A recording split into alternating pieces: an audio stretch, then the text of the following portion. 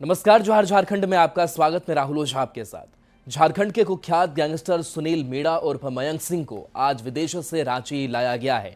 ये पहली बार है जब किसी झारखंड के अपराधी को विदेश से प्रत्यर्पण कराकर रांची लाया गया है। मयंक सिंह गैंगस्टर अमन साहू और लॉरेंस बिश्नोई गैंग का खास सदस्य है और काफी समय से विदेश में छिपा था।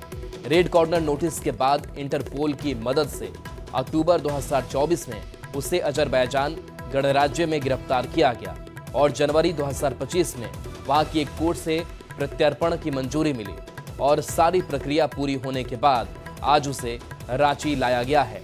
झारखंड एटीएस के एसपी ऋषभ झा के नेतृत्व में 3 सदस्यीय टीम मयंक को लाने अजरबैजान गई थी।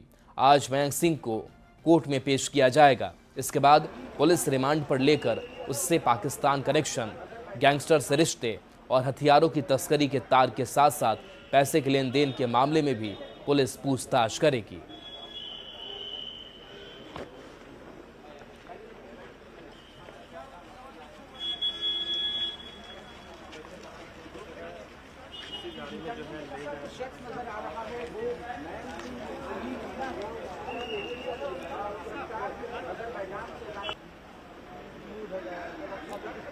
तो देखिए 3 तस्वीरें आपको दिखा रहे हैं जब रांची मयंक सिंह लाया गया और झारखंड में पहली बार विदेशों से ये अपराधी लाया गया। अमन साहू और लॉरेंस बिश्नोई गैंग का ये खास है और झारखंड में इसके ऊपर करीब 50 केस दर्ज हैं। भारी सुरक्षा व्यवस्था के बीच इसको रांची लाया गया है। सुनील मीणा उर्फ मयंक को रांची लाया गया है। इसके साथ साथ आज इसे कोर्ट में पेश भी किया जाएगा।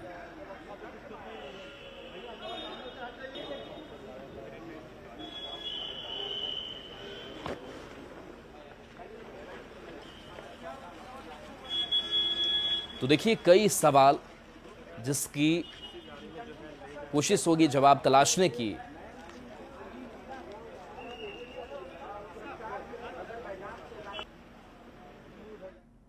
पहली बार किसी अपराधी को प्रत्यर्पण कर विदेश से भारत लाया गया है। इस वक्त हम रांची एयरपोर्ट पर ही मौजूद हैं। यहाँ पर विशेष सुरक्षा इंतजामात के बीच मयंक सिंह उर्फ सुनील मीणा, जो कि एक कुख्यात अपराधी है, उसे लाया गया अजरबैजान से और फिर यहाँ से एटीएस ऑफिस ले जाया गया है। खासतौर से अगर बात की जाए तो हम सर, ये मयंक सिंह अगर अपने आप में बात की जाए तो कितना खतरनाक है और किस तरह से? देखिए, एक्स्ट्राडाइट करने का प्रोसेस था और पहला सक्सेसफुल एक्स्ट्राडिशन था और इसमें ऑनरेबल सीएम सर का, स्टेट गवर्नमेंट का, हमारे डीजीपी सर का, सबका काफ़ी अच्छा योगदान रहा और ये 8-9 महीने में, ये चूंकि न्यायिक प्रक्रिया थी इसलिए इसमें समय लगा और इसके बाद जो ये प्रक्रिया हमने सीखी, हम इससे आशा करते हैं कि जो पहला सक्सेसफुल एक्स्ट्राडिशन हुआ है तो इसके बाद जो बाकी लोग जो आउट ऑफ कंट्री बेस्ड है और जिनको ये गलतफहमी है कि बाहर कहीं रहेंगे और क्राइम करते रहेंगे, उनको ये गलतफहमी है कि हमें कोई कुछ नहीं कर पाएगा, तो इस गलतफहमी में ना जिए, उनके पीछे भी हम पड़ेंगे और उनको भी हम लेके आएंगे और उनको भी जस्टिस फेस करना पड़ेगा। सर, अगर खास तौर से बात की जाए तो अमन साहू गैंग से ये रिलेट था और उसको ऑपरेट भी कर रहा था, वहीं पर लॉरेंस बिश्नोई और कड़ी के बीच किस तरह से ये काम? ये हम लोगों को सूचना है और कुछ हमारे पास पहले से भी एविडेंस है कि अमन साहू और लॉरेंस बिश्नोई के बीच का ये कनेक्शन था, लेकिन अब एग्जैक्टली इसका रोल क्या था और किस तरह का कनेक्शन, ये आज हम इसको कोर्ट में प्रोड्यूस करेंगे। फिर हम इसको पुलिस रिमांड पे हम कोशिश करेंगे कि आज ही मिल जाए, तो उसके बाद जो पूछताछ सामने आएगी उसमें हम लोग डिटेल्स बता देंगे। फाइनेंशियल और फिर अगर बात की जाए तो जो आर्म्स डीलिंग है, ये बाहर बैठा हुआ था तो जरूर आर्म्स का जो नेटवर्क है, चाहे क्रॉस बॉर्डर भी जो पाकिस्तान से भी कुछ आर्म्स के जो सप्लाई के हमारे पास खबर है उस पर भी हम काम करेंगे और जो फाइनेंशियल, जो इतने बड़े अमाउंट में जो एक्सटॉर्शन जनरेट होता था अमन साहू गैंग के लिए या लॉरेंस बिश्नोई गैंग के लिए, ये पैसा कहाँ जाता था, किसके पास जाता था, कैसे इसका हवाला होता था या किस प्रकार से ये पैसे का ट्रांजैक्शन होता था, उस पर भी काफी अहम जानकारी हम लोगों को मिलेगी। मतलब इससे काफी कुछ निकल? बिल्कुल निकलेगा हम लोगों को काफी। ठीक है, तो ये हमारे साथ रांची झारखंड एटीएस के एसपी मौजूद थे, जिन्होंने साफ तौर से कहा कि मयंक सिंह वो कड़ी है जो न सिर्फ अमन साहू और लॉरेंस बिश्नोई के बीच में काम करता था, बल्कि आर्म्स डीलिंग और फाइनेंस सेक्टर में भी इन दोनों की जो पैठ थी वो काफ़ी ज़्यादा थी। खासतौर से अमन साहू के लिए हथियारों का इंतज़ाम करना हो या फिर लॉरेंस के से सहयोग, ये तमाम चीज़ों के लिए अमन साहू का खास जो व्यक्ति अगर कहा जाए गिरोह का खास गुर्गा, वो था मयंक सिंह। वहीं दूसरी तरफ इसके पाकिस्तान से भी कनेक्शन होने की कुछ जानकारियां जो है वो सामने आई थी और अमन साहू गैंग का पाकिस्तान कनेक्शन इस्टेब्लिश करने में भी कहीं ना कहीं मयंक सिंह और सुनील मीणा जो है वो अहम कड़ी साबित हो सकता है। कैमरामैन संजीव तिवारी के साथ ओम प्रकाश, न्यूज़ 18 रांची। अब जरा ये समझ लीजिए कि कैसे अजरबैजान गणराज्य जैसे देश में गिरफ्तारी के बाद मयंक सिंह के प्रत्यर्पण का रास्ता साफ हुआ। पहली बार झारखंड के किसी कुख्यात को विदेश से लाया गया है। रेड कॉर्नर नोटिस के बाद अजरबैजान गणराज्य में गिरफ्तारी हुई। इंटरपोल की मदद से अजरबैजान गणराज्य में गिरफ्तारी हुई। अजरबैजान में 29 अक्टूबर 2024 को यह गिरफ्तारी हुई। गिरफ्तारी के बाद प्रत्यर्पण के लिए भारत से दस्तावेज मांगे गए। झारखंड एटीएस ने विदेश मंत्रालय के माध्यम से दस्तावेज सौंपे। 27 जनवरी 2025 को बाकू कोर्ट से प्रत्यर्पण की मंजूरी मिली। 4 अगस्त 2025 को अजरबैजान में सौंपने की जानकारी दी। 22 अगस्त को भारतीय अधिकारी के हवाले मयंक सिंह आया और रांची आज उसे लाया गया है। ओम प्रकाश हमारे साथ न्यूज़ 18 संवाददाता फोन लाइन पर जुड़े हुए हैं। ओम प्रकाश, मयंक सिंह अब रांची में हैं और कोर्ट में पेशी भी होगी, पूछताछ भी कई सवालों के किए जाना है। अभी आपके पास क्या और जानकारी अपडेट? जी बिल्कुल, अजरबैजान से जो कुख्यात अपराध कर्मी है सुनील मीणा और मयंक सिंह, उसे रांची लाया गया और खासतौर से बात करें तो एयरपोर्ट से सीधे एटीएस मुख्यालय उसे लाया गया है और फिलहाल वो इस वक्त एटीएस मुख्यालय में ही मौजूद है।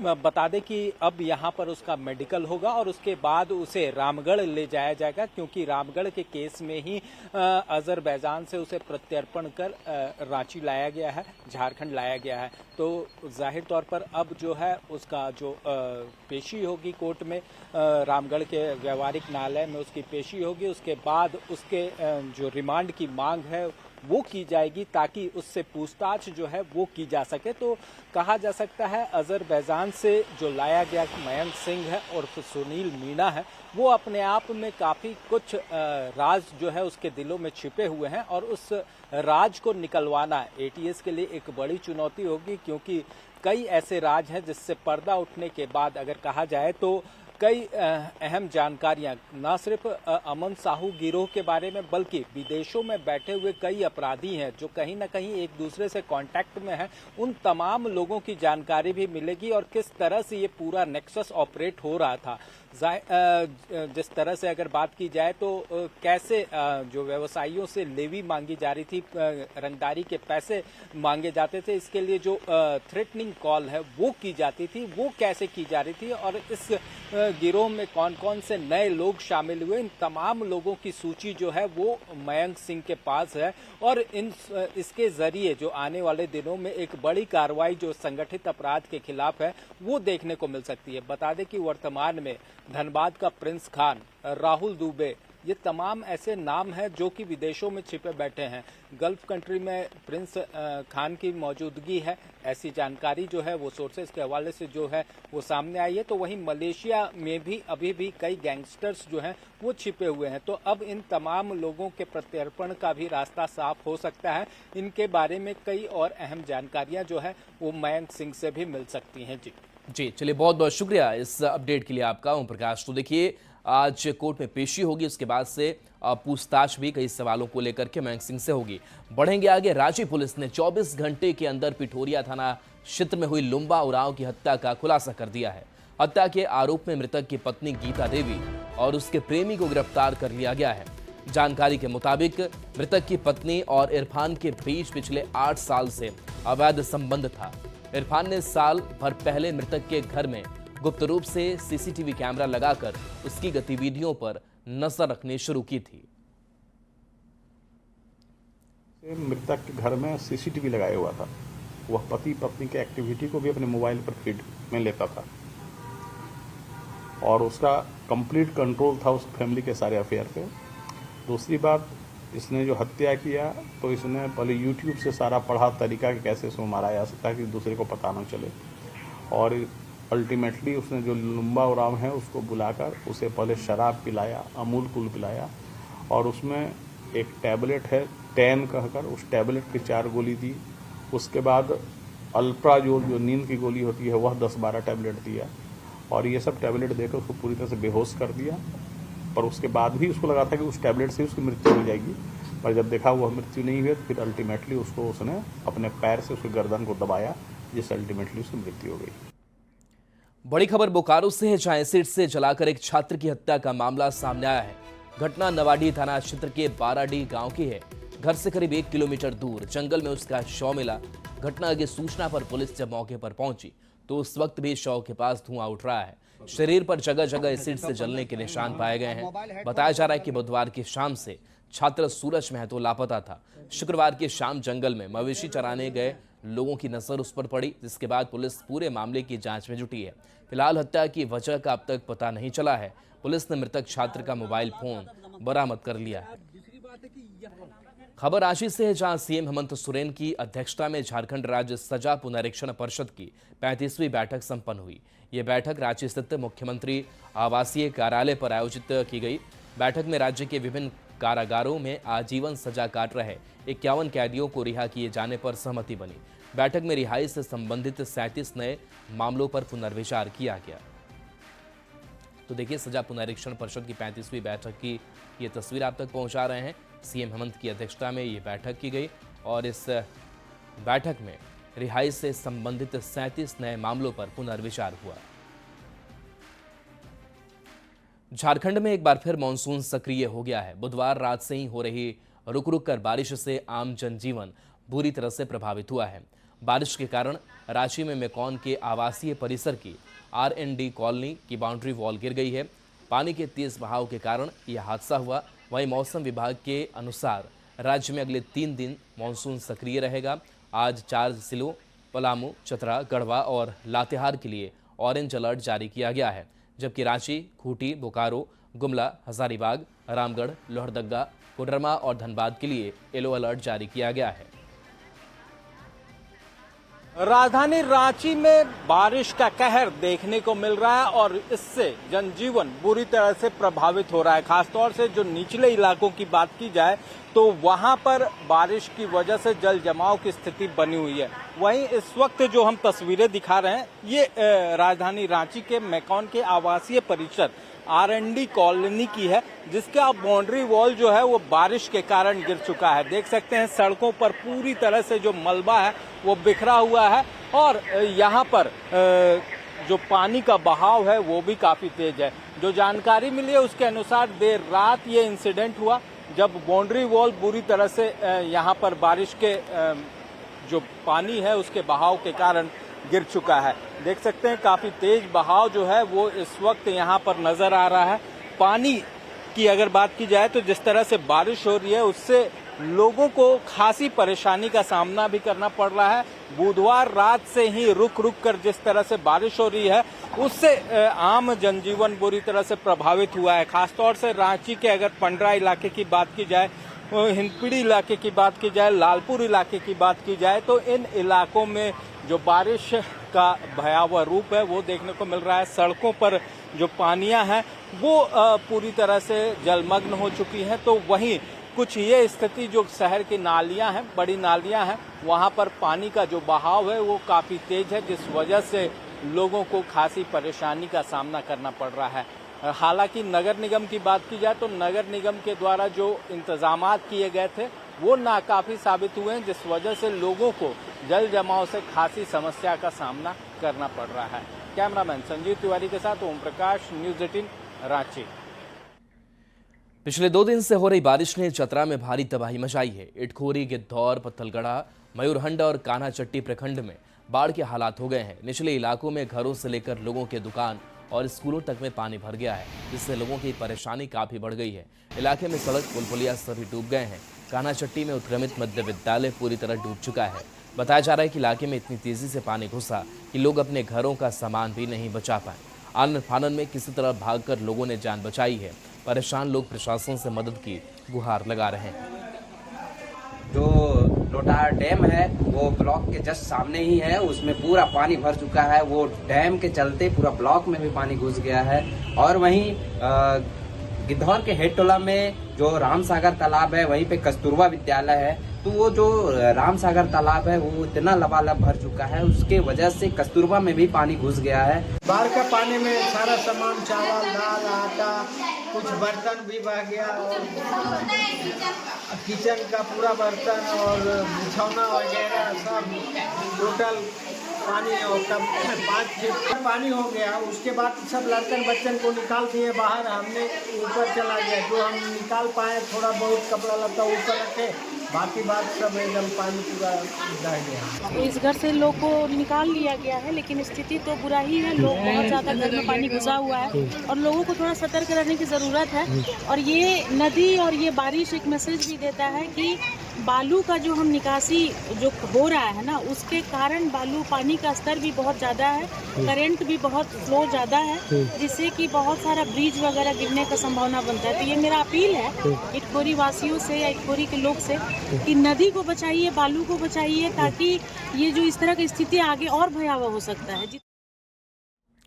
लगातार बारिश से कोडरमा में भी हालात बिगड़ गए हैं। तिलैया डैम का जलस्तर खतरे के निशान पर पहुंचने के बाद बीती रात 9 बजे डैम के 8 फाटक खोल दिए गए, जिसके बाद आसपास के नदी नालों में पानी भर गया है। बारिश और डैम के बढ़ते जलस्तर को देखते हुए गिरिडीह, बोकारो, धनबाद और जामताड़ा को भी अलर्ट किया गया है। वहीं कई साल बाद डैम का गेट खोले जाने के बाद बड़ी संख्या में लोग तिलैया डैम की खूबसूरती देखने भी पहुंच रहे हैं।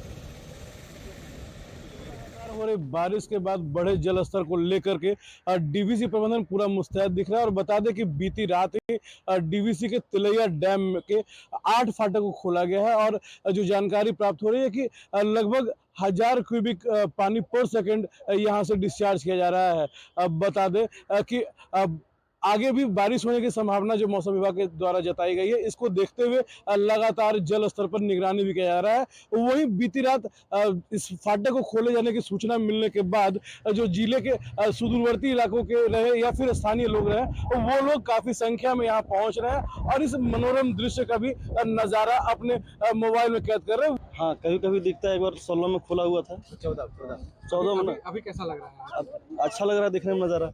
बहुत कम 7-8 साल के बाद दिखा ये दृश्य। 2014 में खुला था, आज उसमें छोटा थे हम लोग, आज इतना बड़ा होने का और खुशी हो रहा है कि आज फिर हम लोग का जमाना फिर से खुला है। 7-8 फीट खुला हुआ है, कैसा लग रहा है पूरा इलाका? नज़ारा तो बिल्कुल बहुत सही लग रहा है। ये कोडरमा जिला के लिए बेस्ट स्थान है ये। तो आदेश आया था मैथन से, तो वो 1000 क्यूसेक पानी डिस्चार्ज करना था। तो वो जो लेवल के हिसाब से हम लोग का एक कैलकुलेशन है, उसमें 8 गेट खोलने से हम लोग का 1000 क्यूसेक मेंटेन हो गया था। तो रात में हम लोग 9 बजे वही 8 गेट खोले थे। अभी क्या स्थिति है सर? अभी स्थिति जो है ठीक है, ऐसा कोई प्रॉब्लम नहीं है। लगातार इस तिलैया डैम की जल स्तर की मॉनिटरिंग भी की जा रही है। अब आने वाली बारिश के बाद देखा जाएगा कि तिलैया डैम का जल स्तर और कितना बढ़ता है। Ritesh Lohani, news 18, Koderma.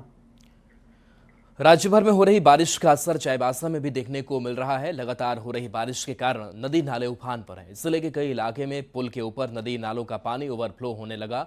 NH 320D सड़क पर 2 जगह नदी का पानी ओवरफ्लो हो गया, जिससे ट्रैफिक ठप हो गया। नदियों के उफान से स्कूली बच्चों से लेकर बुजुर्ग सभी परेशान हैं। ज्यादा जानकारी दे रहे हैं संवाददाता रुपेश प्रधान।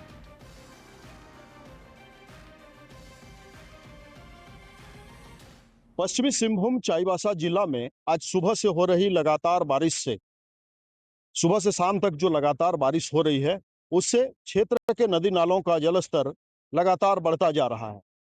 जिले के जो प्रमुख नदियां हैं, उनका जलस्तर इतना अधिक बढ़ गया है कि अब नदियों का पानी पुल के ऊपर और सड़क पर आने लगा है। फिलहाल मैं पश्चिम सिंहभूम जिला के चक्रधरपुर से सोनवा गोलकेरा होते हुए मनोहरपुर और आगे उड़ीसा को जोड़ने वाली NH 320D में मौजूद हूं। और यहां आप देख रहे हैं कि NH पर जो पुल है, उसके ऊपर से पानी बह रहा है। पुल पूरी तरह डूब चुका है और पानी की धार इतनी अधिक है कि लोग या वाहन यहां से पार नहीं हो सकते हैं। दोनों तरफ लोग यहां फंसे हुए हैं। आप यहां देख रहे हैं, यहाँ कई घंटों से यहाँ पर लोग और स्कूली बच्चे भी फंसे हुए हैं। कितना 1-2 घंटा से यहाँ फंसे हुए हो? जी। तो घर कैसे जाओगे? दूसरा रास्ता नहीं है कोई इधर से? नहीं है। हाँ? नहीं है। नहीं है। तो कहाँ मोहल्डिया में पढ़ते हैं आप लोग? नहीं, +2 हाई स्कूल सोना। +2 हाई स्कूल में। अभी संभावना है कि पूरी रात ऐसे ही रहे, क्योंकि लगातार रुक रुक के बारिश हो रही है। और अगर ऐसे ही बारिश होती रहेगी तो माने जल स्तर नीचे नहीं होगा। देखिए काफ़ी लोग फंसे हुए हैं, जैसे स्कूल के बच्चे भी। हाँ, काफ़ी लोग तो फंसे हुए हैं, स्कूल के बच्चे भी फंसे हुए हैं, लेकिन देख रहे हैं अभी प्रशासन वीडियो साहब भी आए हुए थे, उनके लिए स्कूल खुलवाया गया है और वहाँ रुकने का प्रबंध किया जाएगा। अगर रात को पानी नीचे नहीं आती है तो उन लोग के खाने पीने का भी व्यवस्था वीडियो साहब कह के गए हैं कि उनकी सारी व्यवस्था यहाँ पर की जाएगी। इस रूट पर आवागमन ठप रहे। अब देखना यह है कि आगे क्या स्थिति होती है, एनएच पर कब आवागमन शुरू हो पाता है। रुपेश प्रधान, न्यूज 18, चाईबासा। रामगढ़ में लगातार हो रही बारिश का जनजीवन पर असर पड़ रहा है। जिले में अब तक करीब 1000 मिलीमीटर बारिश हो चुकी है। मौसम विभाग ने 25 अगस्त तक के लिए बारिश का येलो अलर्ट जारी किया है। बारिश की वजह से ओल्ड एनएच 33 पर जगह जगह जल जमाव है, जिसकी वजह से गाड़ियों के आने जाने पर असर पड़ा है। अधिक जानकारी दे रहे हैं संवाददाता जावेद खान। हो रही है और अब तक की बात करें तो आज तक 998.9 mm बारिश हो चुकी है। देख सकते हैं यहाँ लगातार जो है बारिश के कारण सड़कों पर जल जमाव की स्थिति बनी हुई है।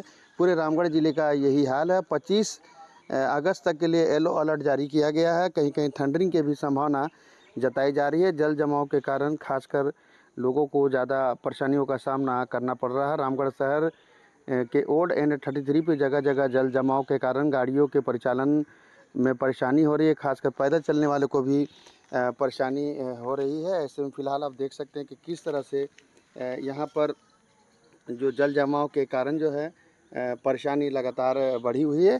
फ़िलहाल जो है 25 अगस्त तक बारिश से राहत नहीं मिलने जा रही। 25 अगस्त तक के लिए पूरे रामगढ़ जिले में येलो अलर्ट जारी किया गया है। जावेद खान, न्यूज़ 18 रामगढ़। और चलिए न्यूज़ 18 बिहार झारखंड पर खबरें आपके लिए लगातार जारी हैं।